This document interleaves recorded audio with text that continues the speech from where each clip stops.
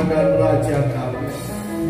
Engkaulah satu-satunya yang dapat kami percayai. Engkaulah satu-satunya yang kami andalkan. Engkaulah sumber kehidupan kami. Terima kasih Tuhan Yesus. Kami meninggikan Engkau, kami memuliakan Engkau. Kami percaya Engkau ada di tengah-tengah kami. Mari berfirmanlah, nyatakan isi hati-Mu bagi kami. Selingkan mata rohani kami, bukakan telinga rohani kami Tuhan. Hati pikiran kami taklukkan di bawah kuasa otoritas firman-Mu. Berfirmanlah dan Roh Kudus jamah setiap hati kami. Karena kami tahu firman-Mu akan memberikan kehidupan. Firman-Mu akan menebur setiap kami. Firman-Mu akan menyembuhkan setiap kami. Dan firman-Mu tidak akan kembali dengan sia-sia.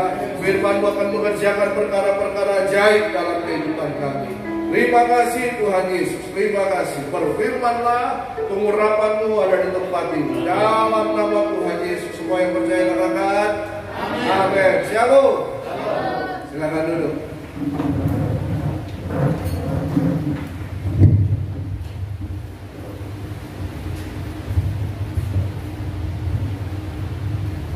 Terima kasih.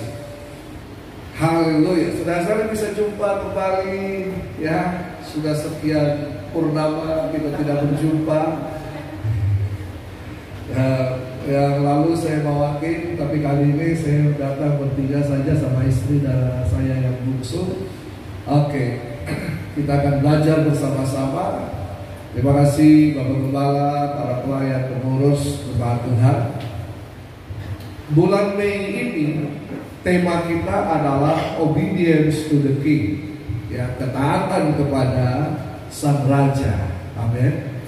Nah, mari kita akan belajar bersama-sama. Bagaimanakah ketaatan itu? Apa yang harus kita lakukan dalam ketaatan? Ketaatan itu akan mengerjakan apa saja dalam kehidupan kita. Karena ketaatan ini sangat penting. Ya. Kalau kita di dalam kerajaan Allah, kita adalah warga kerajaan Allah, maka ketaatan dan kesetiaan itu akan sangat penting. Itu akan sangat bernilai dalam kehidupan kita. Oke, mari kita baca bersama-sama 2 Korintus 4 ayat 1 sampai yang kedua. 2 Korintus 4 ayat 1 sampai yang kedua. Kita akan baca bersama-sama dengan suara yang keras. Ya. Oke, sudah dapat? Sudah ada di layar kudus. Mari kita baca 1, 2, 3. Oleh kemurahan Allah kami telah menerima pelayanan ini. Karena itu kami tidak tawar hati, tetapi kami menolak segala perbuatan tersembunyi yang memalukan. Kami tidak berlaku licik dan tidak memalsukan firman Allah. Sebaliknya, kami menyatakan kebenaran, dan dengan demikian kami menyerahkan diri kami untuk dipertimbangkan oleh semua orang di hadapan Allah. Haleluya. Apa hubungannya ketaatan dengan ayat ini? Ya, coba kita lihat. Apa hubungannya ketaatan dengan ayat ini? Apa yang dapat kita pelajari dari ayat-ayat ini? Ayat-ayat ini berkata bahwa Paulus ini telah menerima pelayanan apa? Pelayanan perjanjian baru, pelayanan untuk menyatakan kebenaran. Nah, dikatakan ayat yang pertama, oleh kemurahan Allah. Jadi hal yang pertama adalah ketaatan itu berhubungan erat dengan apa? Dengan pengenalan dan keteladanan. Sekali lagi, ketaatan itu berhubungan erat dengan pengenalan dan keteladanan. Ya, Paulus menyatakan begini, oleh kemurahan Allah kami telah menerima pelayanan ini. Di sini Paulus ingin menyampaikan kepada jemaat di Korintus bahwa hidup ini hanya oleh kemurahan Allah. Hidup kita ini hanya karena kemurahan Allah saja. Amin. Kemurahan-Mu lebih dari hidup. Amin.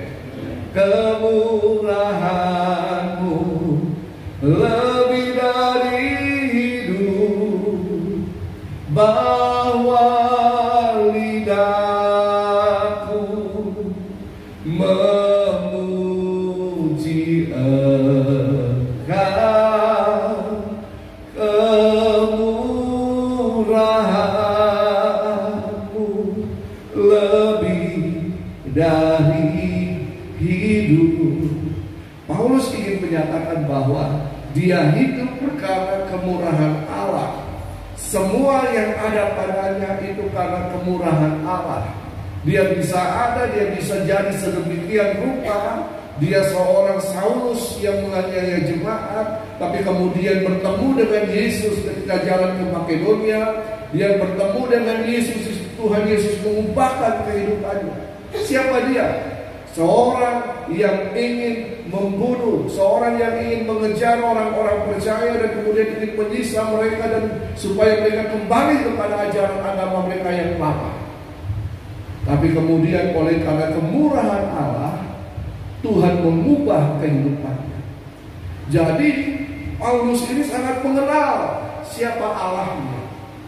Dia tahu siapa itu Yesus. Dia kenal siapa itu Yesus. Karena dia mengalami karya keselamatan yang Yesus lakukan. Amin. Dia mengerti benar siapa Yesus itu. Makanya dia katakan, saya ini rasul dari Yesus Kristus.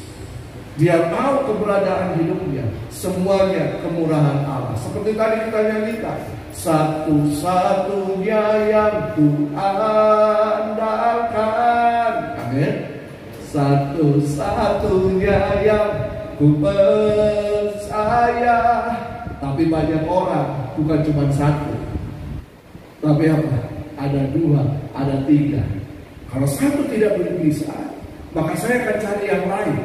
Saya akan cari yang lain, maka pegangan hidupnya jadi banyak. Tetapi Paulus mengetahui bahwa pegangan kehidupannya hanya satu. Siapa? Yesus Kristus Tuhan. Dia kenal siapa Yesus. Ketaatan berhubungan dengan pengenalan. Tanpa pengenalan kita tidak bisa taat. Ketaatan bisa saja terjadi karena paksaan, betul? Ketaatan bisa saja terjadi karena paksaan. Kenapa? Kamu harus taat, kalau tidak kamu akan mendapatkan hukuman. Ketaatan juga bisa terjadi karena ada upah.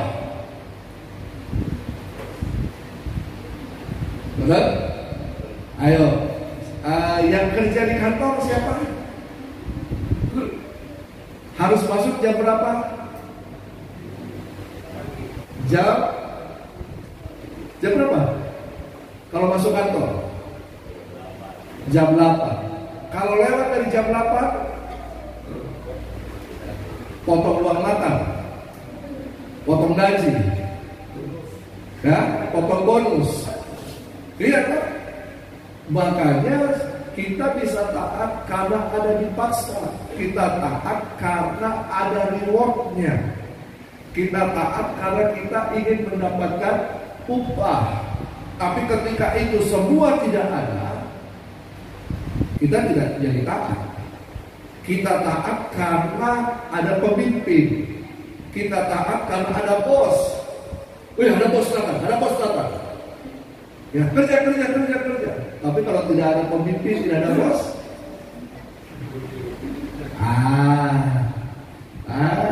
Gitu kan?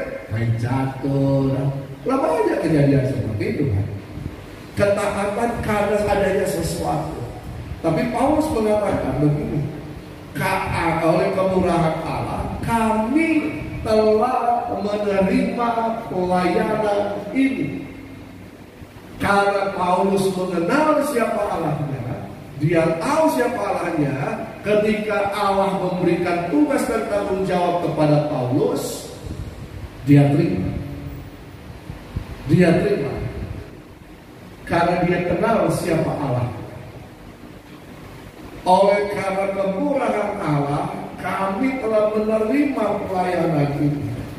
Oleh karena kemurahan Allah, maka Paulus menerima tugas dan tanggung jawab pelayanan yang diberikan. Dulu dia pemburu orang-orang Kristen, Tapi sekarang dia menyebar berita Injil kerajaan, bahkan sampai kepada bangsa-bangsa, kepada orang-orang yang bukan Yahudi. Luar biasa kan? Luar biasa. Banyak resiko. Paulus mengatakan, aku telah mengalami banyak tantangan, karat kapal, siksaan, apalagi di penjara. Banyak kali dia mengalami hal demikian. Tetapi karena dia mengenal siapa Allahnya, makanya dia taat untuk melakukan kehendak Bapaknya, kehendak Sang Raja. Oh, Raja kita baik, Raja kita murah hati. Siapa? Yesus Kristus. Dia memberi kehidupan. Dia mati disalib karena kita orang berdosa. Dia mati disalib untuk menyelamatkan kita. Dia Allah yang baik. Oleh karena itu, kita sebagai orang yang percaya yang telah menerima keselamatan itu, seharusnya kita taat kepada kehendak Sang Raja. Bagaimana kita tahu kehendak Sang Raja? Baca firman Tuhan. Amin. Baca kitab suci, doa tiap hari, doa tiap hari, doa tiap hari kalau mau tumbuh. Nah, baca kitab suci, tahu kehendak Allah. Karena kita ada di dalam pemerintahan Sang Raja, kita ini warga kerajaan Allah. Ketika kita percaya, kita lahir baru, kita mengalami apa? Kita mengalami pemulihan, kita dikembalikan masuk dalam kerajaan Allah. Siapa raja kita? Siapa raja kita? Yesus Kristus. Kita ini adalah umat yang dipilih oleh Tuhan. Dipilih dan kita berespon menanggapi panggilan Tuhan. Coba buka 1 Petrus 2 ayat 9. 1 Petrus 2 ayat 9. Mari kita baca bersama-sama. Tetapi kamulah bangsa yang terpilih, imamat yang rajani, bangsa yang kudus, umat kemuliaan Allah sendiri, supaya kamu memberitakan perbuatan-perbuatan yang besar dari Dia yang telah memanggil kamu keluar dari kegelapan kepada terangnya yang ajaib.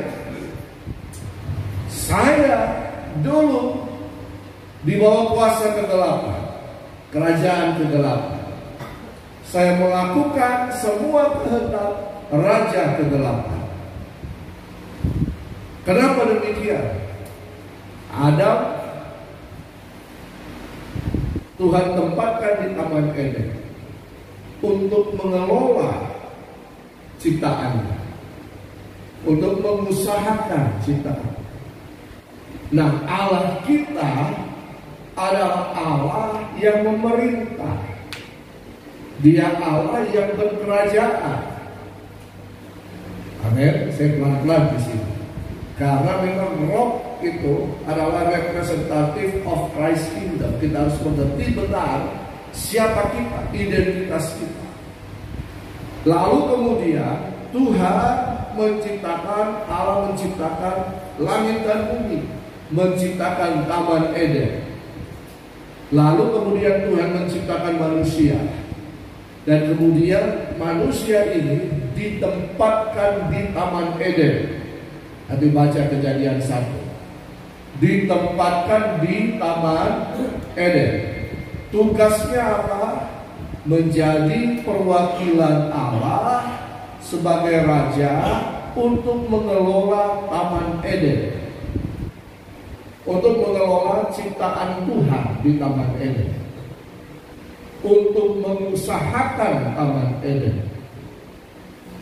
Jadi Adam itu adalah perwakilan Allah Sang Raja untuk mengelola Taman Eden.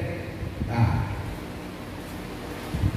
Lalu kemudian Kejadian 3, Adam dan Hawa kemudian terbujuk rayu oleh tipuan iblis, jatuh dalam dosa.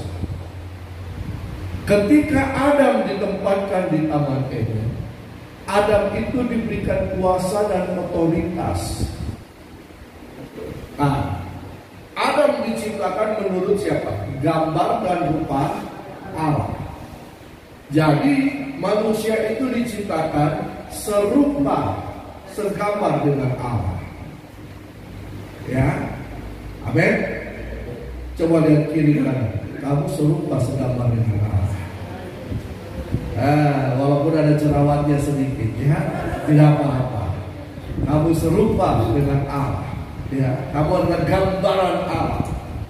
Ya, dan kemudian coba Kejadian 1 ayat 26. Saya harus ulang pelan-pelan ya. Kejadian 1 ayat 26. Baiklah kita menjadikan manusia menurut gambar dan rupa kita, supaya apa dikatakan di situ? Mereka berkuasa atas ikan-ikan di laut, burung-burung di udara, terserang dan seluruh bumi dan segala binatang melata yang merayap di bumi, supaya mereka berkuasa. Jadi ada dua hal di sini. Tuhan menciptakan manusia serupa, segambar dengan Dia, dan kemudian dalam keserupaan itu diberikan kuasa, otoritas untuk mengelola ciptaannya. Amin. Jadi ada dua hal. Jadi manusia itu diciptakan serupa, segambar, dan diberikan kuasa untuk mengelola, kuasa untuk memerintah. Tetapi pemerintahan di sini bukan pemerintahan yang seperti yang ada. Pemerintahan Kristus itu adalah pemerintahan yang melayani. Ya, bukan pemerintahan yang ingin menguasai, tapi pemerintahan yang melayani. Oke. Jadi ketika manusia jatuh di dalam dosa, maka terjadi peralihan kekuasaan. Kuasa yang diberikan kepada Adam, lalu kemudian diambil alih oleh iblis. Paham sampai sini? Nah, pernah nonton cerita kerajaan berperang? Pernah? Jika satu kerajaan mengalahkan kerajaan yang lain, maka kerajaan yang dikalahkan akan menjadi budak dari kerajaan yang menang. Berarti otoritas kuasa dari sang raja itu diambil alih oleh yang menang, kan? Betul? Adam takluk, kalah, bujukan rayu iblis. Berarti Adam dan Hawa jangan sekarang jadi budak. Budak siapa? Iblis. Seharusnya Adam dan Hawa ini mengerjakan kehendak sang raja, betul kan? Tapi kemudian karena takluk di bawah otoritas, di bawah bujuk rayu iblis, maka sekarang Adam dan Hawa melayani kehendak iblis. Sepanjang zaman, dari generasi kepada generasi, mereka selalu ingin kembali, manusia ingin kembali bersekutu lagi kembali dengan Tuhan sebagai raja mereka. Tapi mereka tetap diperbudak oleh kuasa kegelapan, oleh iblis. Sehingga apa yang ingin mereka lakukan itu sebaliknya. Kalau mereka ingin berbuat baik, justru sebaliknya yang terjadi. Ya, saling tipu menipu, apalagi saling apa lagi? Fitnah, apalagi perseteruan, apalagi iri hati, apalagi pertengkaran, apalagi perpecahan, apalagi permusuhan, apalagi coba bilang adu domba, apalagi apa? Perselingkuhan, menjalin Tuhan. Oh, perselingkuhan. Oh iya. Perselingkuhan. Apa lagi? Pembunuhan. Sakit hati. Kepahitan. Apa lagi? Jadi semua yang berlawanan dengan kehendak sang raja, itulah yang dilakukan oleh manusia. Karena manusia diperbudak oleh iblis. Tapi ingat, Yesus, firman Allah berinkarnasi dalam diri Yesus. Betul? Lalu kemudian Yesus mengorbankan dirinya di kayu salib. Apa yang terjadi di kayu salib? Kuasa yang telah diambil alih oleh si iblis itu kemudian diambil alih kembali oleh Yesus. Paham? Karena iblis dikalahkan oleh Yesus. Jadi kuasa yang iblis ambil dari Adam dan Hawa itu kemudian diambil alih lagi oleh Yesus. Karena iblis telah dikalahkan oleh Yesus. Amin. Nah, jadi begini. Ketika kita percaya Yesus, kita diselamatkan, maka kata selamat ini itu bukan hanya berbicara soal surga. Ayo, siapa di sini yang pernah mendengar kalau selamat nanti masuk surga? Pernah dengar? Pernah dengar? Pernah? Tapi ternyata dalam pemahaman kerajaan Allah, keselamatan itu tidak hanya berurusan dengan surga, ya, tetapi keselamatan itu berurusan dengan apa? Kita ini dikembalikan kepada tujuan Allah yang semula. Apa tujuan Allah yang semula? Serupa dan senama dengan Allah dan berkuasa. Dua. Jadi keselamatan itu tidak hanya berbicara soal surga. Tidak cukup hanya berhenti pada keselamatan terima Yesus lalu kemudian kita hidup ingin dekat saja dengan Allah, hanya ingin bersekutu dengan Allah. Tidak demikian. Bahwa memang benar kalau kita percaya Yesus, kita hidup dalam kebenaran, maka kalau kita mati tutup mata di bumi, kita akan buka mata pada kekekalan bersama dengan Yesus. Itu benar. Tapi kapan itu terjadi? Masih panjang kan? Siapa di sini yang ingin cepat-cepat tutup mata di bumi, buka mata di surga? Ada? Khairul Anwar berkata, saya ingin hidup 1000 tahun lagi. Berarti manusia sebenarnya takut mati, tapi ingin cepat mati supaya bisa masuk surga. Jadi tujuan keselamatan kita ini dikembalikan kepada rencana Allah yang semula, keserupaan dan berkuasa bersama Yesus. Dalam keserupaan itu kita berkuasa bersama Yesus.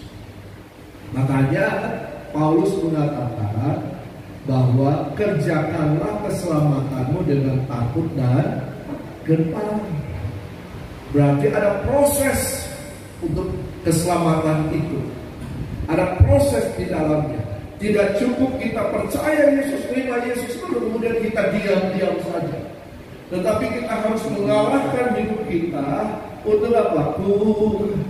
mau seperti-Mu Yesus, disempurnakan selalu dalam setiap jalanku, memuliakan nama-Mu. Amin.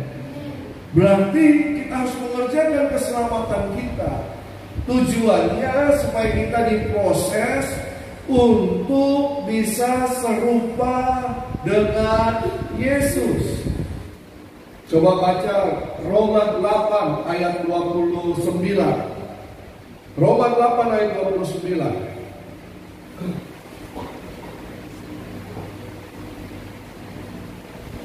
Mari kita baca sama-sama. 1, 2, 3. Sebab semua orang yang dipilihnya dari semula, mereka juga ditentukannya dari semula untuk menjadi serupa dengan gambaran anaknya, supaya dia, anaknya itu, menjadi yang sulung di antara banyak saudara. Apa di situ dikatakan? Menjadi serupa dengan, menjadi serupa dengan siapa ini? Siapa ini? Yesus. Amin. Jadi ada tugas kita. Tugas kita adalah menjadi serupa dengan Yesus. Itu tugas dan tanggung jawab kita. Katakan, ayo kamu jadi serupa dengan Yesus. Katakan kita, ayo jangan malu-malu. Ya. Karena ini penting. Karena itu, bagaimana kita bisa menjadi serupa dengan Yesus? Kita menjadi warga kerajaan Allah. Kita adalah warga kerajaan di mana Yesus memerintah kehidupan kita. Amin. Dan biarkan pemerintahan Kristus itu terjadi di dalam kehidupan kita. Dan melalui kehidupan kita, pemerintahan Kristus itu dinyatakan bagi dunia ini.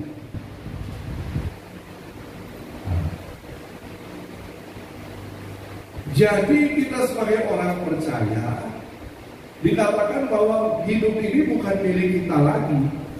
Betul kan? Karena kita telah lunas dibeli dengan harga yang mahal, dengan darah yang mahal.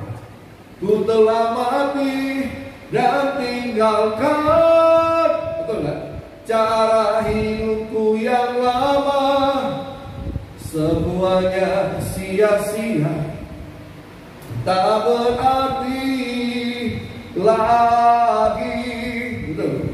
Bukan dengan barang fana, bukan dengan emas permata kita telah ditebus, tapi dengan darah yang mahal. Jadi kepemilikan hidup kita ini harusnya adalah kepemilikannya siapa? Siapa yang memiliki kehidupan kita? Ayo jangan malu-malu. Siapa yang memiliki kehidupan kita? Yesus. Jadi Yesus adalah Raja. Biarkan pemerintahannya terjadi atas kehidupan kita. Dan melalui kehidupan kita, pemerintahan Raja itu terjadi atas dunia ini.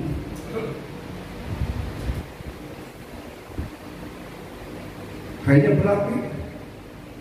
Berat ya? Berat. Hah? Jadi pemerintahan Kristus harus terjadi dalam kehidupan kita. Bagaimana kita tahu bahwa pemerintahan Kristus terjadi dalam kehidupan kita? Kalau kita dalam hidup ini melaksanakan kehendak Raja.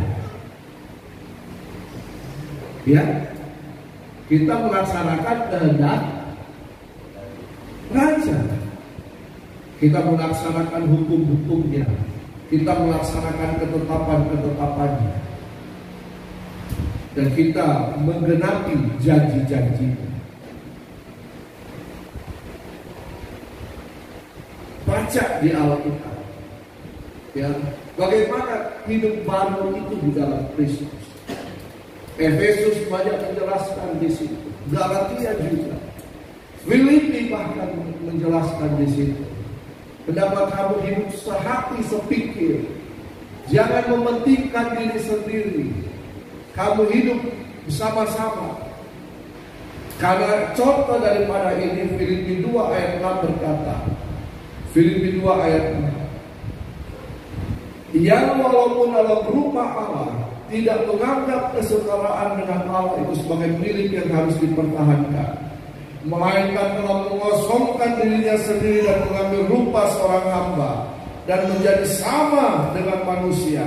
Dan dalam keadaannya sebagai manusia ia telah merendahkan dirinya dan taat sampai mati, bahkan sampai mati di kayu salib.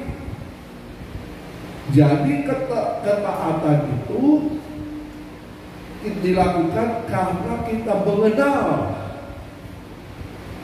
pribadi yang harus kita taati. Pribadi yang harus kita taati itu siapa? Sang Raja Yesus. Dan Yesus sudah memberikan keteladanan. Betul kan? Dia taat sampai mati. Hasilnya apa? Itulah sebabnya ayat 9. Itulah sebabnya Allah sangat meninggikan dia dan mengaruniakan kepadanya nama di atas segala nama, supaya dalam nama Yesus bertekuk lutut segala yang ada di langit dan yang ada di atas bumi dan yang ada di bawah bumi, dan segala lidah mengaku Yesus Kristus adalah Tuhan bagi kemuliaan Allah Bapa. Bahkan dikatakan di Petrus mengatakan, rendahkanlah dirimu di bawah tangan Allah supaya engkau ditinggikan pada waktunya. Nah, jadi kepada siapa kita harus taat? Kepada Yesus Sang Raja. Apa yang harus kita taati? Kita harus melakukan kehendak-kehendak Sang Raja. Keselamatan itu berbicara bahwa kita dikembalikan kepada tujuan Allah yang semula, menjadi serupa, dan dalam keserupaan itu kita memerintah bersama Yesus. Amin. Nah, yang kedua, ketaatan itu harus didasari oleh kasih, bukan paksaan, sehingga tidak mengakibatkan tawar hati. Banyak jemaat kecewa, lalu kemudian tawar hati karena pemimpin. Banyak. Tetapi firman Tuhan katakan hari ini, jangan kamu tawar hati. Bagaimana supaya kita tidak tawar hati? Ketaatan kita harus didasari oleh kasih, bukan paksaan.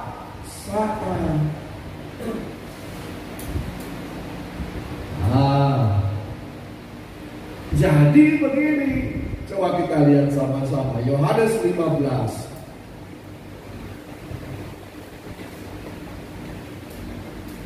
Yohanes 15 ayat 9 sampai 10. Yohanes 15 ayat 9 sampai 10. Seperti Bapa telah mengasihi aku, demikianlah juga aku telah mengasihi kamu. Tinggallah di dalam kasihku itu. Jika kamu menuruti perintahku, kamu akan tinggal di dalam kasihku, seperti aku menuruti perintah Bapakku dan tinggal di dalam kasihnya. Jadi dasar dari ketaatan kita karena kita mengasihi Sang Raja. Amin. Karena kita mengasihi Sang Raja. Kita mengasihi Sang Raja, makanya kita taat. Tidak korok-korokan. Ya. Kalau kita mengasihi Sang Raja, maka kita menaati kehendak Sang Raja. Kita menaati keputusan Sang Raja. Kita menaati perintah-perintah Sang Raja. Nah, coba lihat 1 Yohanes 5 ayat 3. 1 1 Yohanes 5 ayat 3. Ayo baca sama-sama. 1, 2, 3. Sebab inilah kasih kepada Allah, yaitu bahwa kita menuruti perintah-perintahnya. Perintah-perintahnya itu tidak berat. Perintah-perintahnya itu tidak berat. Kenapa tidak berat? Yang pernah pacaran angkat tangan. Pernah pacaran? No? Kalau sang pacar meminta sesuatu, apakah itu berat atau tidak? Kenapa tidak berat? Karena kasih. Langit akan kudaki.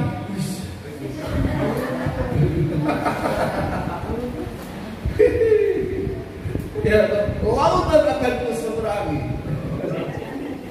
demi cintaku padamu. Ya, karena kasih maka semuanya tidak berat.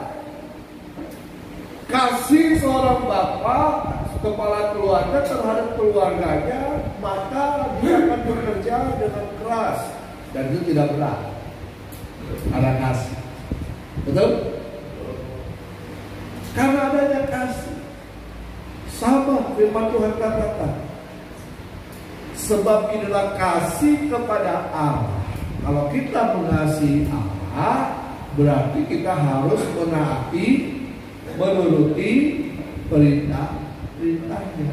Dan perintah-perintahnya itu tidak berat. Nah, kata menuruti di sini itu mengandung pengertian begini. Bukan hanya sekedar menuruti asal-asalan, tapi kata menuruti itu mengandung pengertian begini: memperhatikan secara seksama. Memperhatikan secara seksama dan menyimpannya dan memeliharanya di dalam kehidupan kita, dan kemudian melaksanakan itu dengan penuh ketaatan. Apa yang disimpan dipelihara? Perintah-perintahnya, kehendaknya, ketetapan-ketetapan daripada sang raja. Jadi kalau kita mengasihi Allah, kita harus mengerjakan perintah-perintahnya. Nah, tadi kan Paulus mengatakan begini, oleh kemurahan Allah kami telah menerima pelayanan ini. Contoh salah satu perintahnya adalah melayani.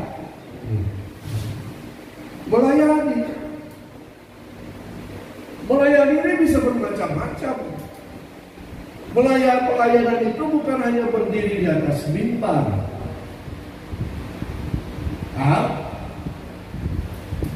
Karena umat tidak mengerti arti pelayanan, maka yang dikira yang ada di atas mimbar ini itulah pelayanan. Maka tidak heran Bapak Gembala dari beratus-ratus bulan purnama yang telah lalu tetap ada di main keyboard. Karena jemaat tidak mengerti. Seharusnya bukan tugas Bapak Gembala lagi main keyboard. Betul kan? Jadi sekalian hindir Bapak Gembala. Ya, saya sindir Bapak Gembala supaya siapkan kader. Saya sindir jemaat supaya terbeban melayani. Ya kan? Nah, jadi pelayanan kita harus melayani.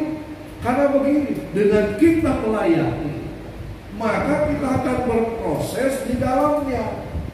Proses itu akan membuat kita untuk bertumbuh. Bertumbuh dalam apa? Karakter. Bertumbuh dalam apa? Kepribadian. Bertumbuh dalam segala hal yang tujuannya adalah untuk menjadi serupa dengan Yesus. Karena kalau hanya jadi jemaat, maka kita tidak bisa diproses saja begitu rupa. Betul? Tapi ketika kita masuk dalam pelayanan, maka kita akan mengalami proses pergesekan di situ. Saling apa dikatakan, besi menajamkan besi, manusia menajamkan sesama. Itu dimulai di proses di situ. Tapi pengertian yang lain adalah begini: besi menajamkan besi, manusia menajamkan sesama. Yang lain bahwa manusia harus belajar dari manusia yang lainnya. Nah, ketika kita sama-sama diproses, apa yang harus kita tanggalkan? Ego kita. Apa yang harus kita tanggalkan? Kepentingan diri kita harus tanggalkan. Apalagi banyak hal, keakuan kita itu harus ditanggalkan. Karena budaya kerajaan sorga itu bukan budaya saya, tetapi budaya kita. Kalau saya itu hanya menuju kepada siapa? Saya. Coba tunjuk saya. Tunjuk diri, katakan saya. Tapi kalau kita semua. Coba kalau orang Manado, kalau kita itu saya. Kalau orang Makassar, kita itu kamu. Budaya kita, bukan budaya saya. Jadi ketika kita sama-sama terlibat dalam pelayanan, kita mempresentasikan budaya kerajaan. Amin. Budaya apa kerajaan? Budaya saling melayani satu dengan yang lain. Budaya saling apa? Saling mendukung, saling mendoakan, saling menguatkan, saling, bukan saling menjatuhkan, saling mendorong sampai jatuh, bukan. Ya, budaya saling ini harus tercipta. Amin. Karena itu penting kita terlibat di dalam pelayanan. Dan pelayanan itu bukan hanya di dalam tembok gereja ini saja. Kalau begitu di mana pelayanan yang sesungguhnya? Di gereja diperlengkapi, tetapi tujuannya adalah supaya menyatakan kerajaan Allah kepada dunia.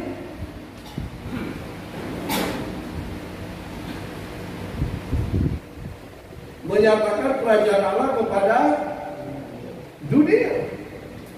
Di mana dunia?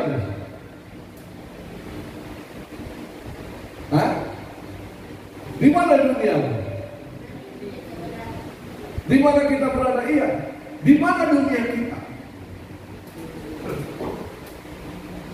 Dalam keluarga, lingkungan, apalagi dalam tempat pekerjaan kita.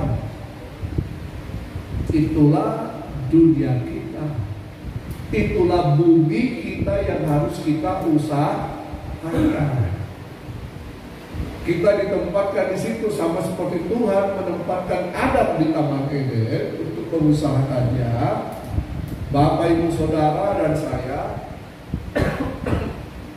ditempatkan di mana kita berada, pekerjaan kita, keluarga kita. Itulah bumi kita yang harus kita usaha.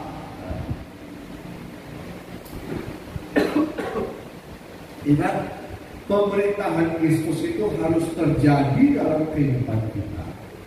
Dan melalui kehidupan kita, kita menyatakan pemerintahan Kristus. Haleluya. Oke, yang ketiga yang terakhir. Kan jarang-jarang saya katakan mengajar kerajaan Allah ini. Nanti kita akan buat seminar, ya. Nanti saya akan bicara dengan Pak Gembala, kita dengan Pak Arifin, Pak Jonathan Patiasida, Pak Timotius Arifin, Gembala senior kita. Kita akan mengadakan touring Dari Makassar sampai Manado, Makassar, Kendari, Makassar, Mamuju. Ya, dan direncanakan akan jemaat bersiap-siap. Kota pertama untuk disinggahi itu Parepare. Ya, Bapak Ibu mendapatkan privilege, kesempatan pertama. Amin. Jadi siapkan baik-baik, ya, siapkan baik-baik. Sebelum kita akan belajar sama-sama, ya, dan belajar sama-sama. Karena kita harus mengerti benar tentang kerajaan Allah. Karena kita ada di jemaat roh, representative of Christ Kingdom. Itu bukan hanya slogan biasa, ya. Cuma ini memang kayaknya masih pada Natal, di sana the year of reproduction. Padahal kita sudah berubah tahunnya. Ya, tahun ini kita the multiplied grace. Sudah berubah. Ya, jadi jangan berhenti, jangan ketinggalan. Ya. Nah, yang ketiga adalah ketaatan itu akan membuat kita mengerjakan kebenaran. Ketaatan itu akan membuat kita mengerjakan kebenaran. 2 Korintus 4 ayat 2. 2 Korintus 4 ayat 2. Tetapi kami menolak segala perbuatan tersembunyi yang memalukan. Paulus mengatakan jangan awal hati, tapi kami ini menolak perbuatan yang tersembunyi yang memalukan. Nah, jadi di sini dikatakan kami tidak berbuat sesuatu yang memalukan atau menyembunyikan perbuatan-perbuatan yang memalukan.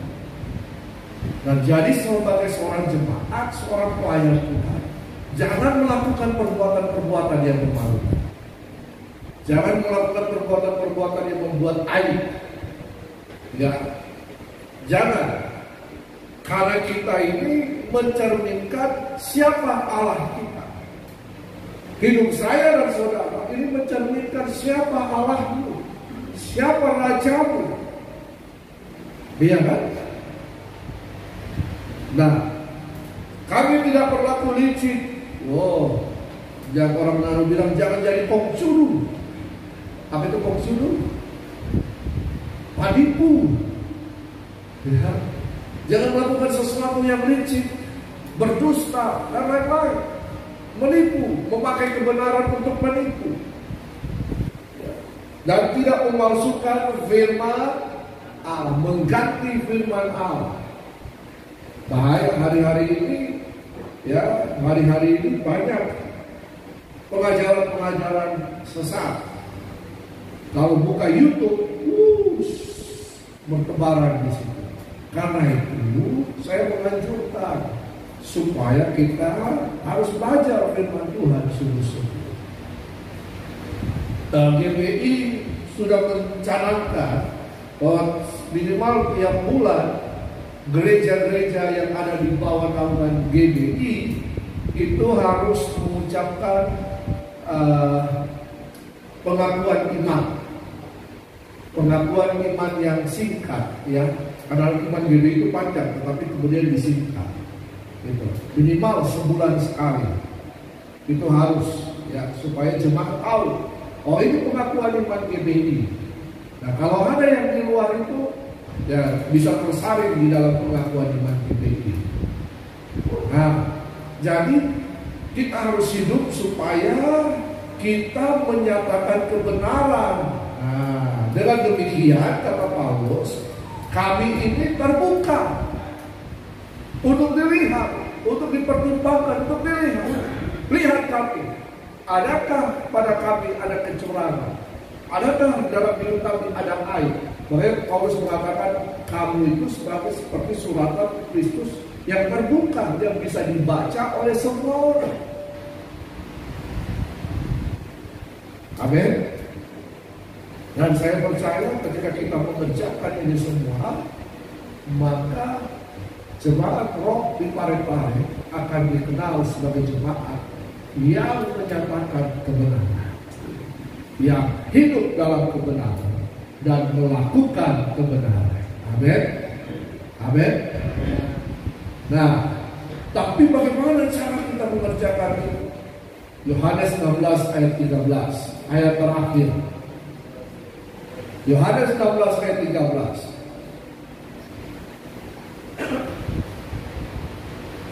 Kita baca sama-sama. 1, 2, 3.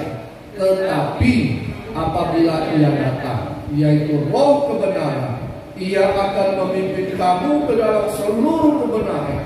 Sebab ia tidak dapat berkata-kata dari dirinya sendiri, tetapi segala sesuatu yang didengarnya itulah yang dikatakannya. Dan ia akan memberitakan kepadamu hal-hal yang akan datang. Tetapi apabila ia datang, siapa ini? Roh kebenaran ini siapa? Roh Kudus. Ya. Tanggal 26 nanti kita memperingati hari Pentakosta, hari yang ke-50. Di mana pada hari yang ke-50 itu, para murid-murid di loteng Yerusalem yang menantikan janji Bapa mereka dipenuhi oleh Roh Kudus. Amin. Dan peristiwa pertama kali dipenuhi oleh Roh Kudus itu namanya dibaptis oleh Roh Kudus. Lalu kemudian kita harus dipenuhi terus menerus. Setiap hari kita dipenuhi oleh Roh Kudus. Tidak bisa tidak. Kalau Roh Kudus akan menolong kita, Roh Kudus akan memimpin kita, Roh Kudus akan menuntun kita kepada jalan kebenaran, dan Roh Kudus ketika pencurahan Roh Kudus itu merupakan manifestasi kerajaan Allah terjadi di dalam diri kehidupan setiap orang percaya.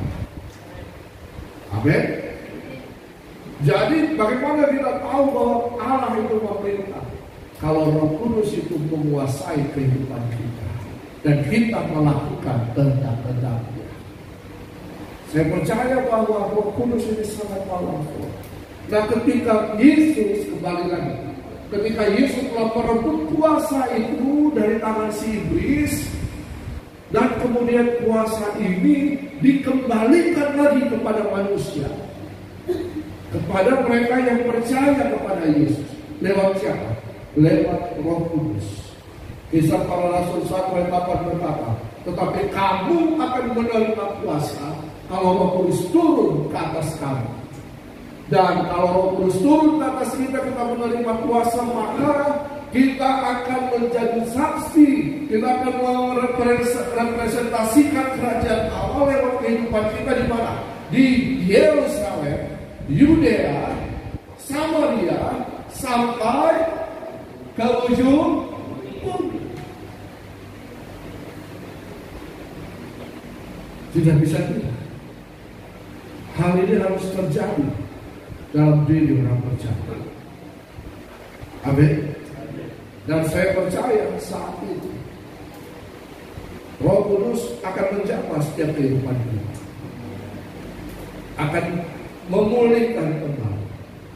Dan mungkin bagi Bapak Ibu Saudara yang belum mengalami manifestasi kuasa Roh Kudus, ini mungkin saatnya asal buka hati, percaya sungguh-sungguh kuasa Tuhan. Amin. Manifestasi itu tidak perlu dengan musik yang bum-bum-bum-bam-bam. Tidak perlu. Roh Kudus itu adalah pribadi yang manis, pribadi yang lembut. Amin. Tanpa musik pun dia bisa memenuhi kehidupan Bapak Ibu Saudara. Nah, saya percaya. Saya percaya. Nah, jadi ada 3 hal. Ketaatan itu terjadi karena pengenalan dan keteladanan. Ketaatan itu harus didasari oleh kasih, bukan paksaan, sehingga kita tidak akan awal hati. Yang ketiga, ketaatan itu akan mengerjakan kebenaran. Amin. Kita bangkit berdiri. bangkit berdiri. Saya tidak usah altar call. Musik juga tidak perlu dibunyikan. Ya. Ya, jadi musik diam saja, tidak perlu dinyanyi. Tapi saya percaya kuasa Roh Kudus itu tidak dibatasi oleh musik, oleh lagu. Kuasa Roh Kudus itu hanya dibatasi oleh diri kita. Kalau kita mau, Roh Kudus akan turun memenuhi kehidupan kita. Datang pada Kristus. Karena dikatakan Yesuslah yang membaptis kita dengan Roh Kudus. Datang pada Dia. Buka hati. Katakan, Tuhan Yesus, saya perlu Roh Kudus. Saya minta dipenuhi oleh Roh Kudus. Dan kita, Roh Kudus akan bekerja bergerak di dalam hati. Bukan soal rasa-rasa, ya. Bukan soal rasa-rasa. Kok tiba-tiba seperti ada aliran panas, ada seperti semacam listrik. Terima. Kemudian ada dorongan dari dalam untuk mengeluarkan kata-kata pujian kepada Tuhan. Silakan, jangan dibatasi. Jangan dibatasi. Roh Kudus ada di tempat ini. Yes. Yes, buka hati. Buka hati. Buka hati. Buka hati. Buka hati. Buka hati. Buka hati. Mari Roh Kudus. Lihat hati-hati yang terbuka, yang merindukan kuasa, yang merindukan jamaah. Mari Roh Kudus. Mari Roh Kudus. Mari Roh Kudus. Jangan. Ya. Ya. Dia rindu untuk menjaga. Dia rindu untuk masuk memenuhi kehidupan. Buka hati kita.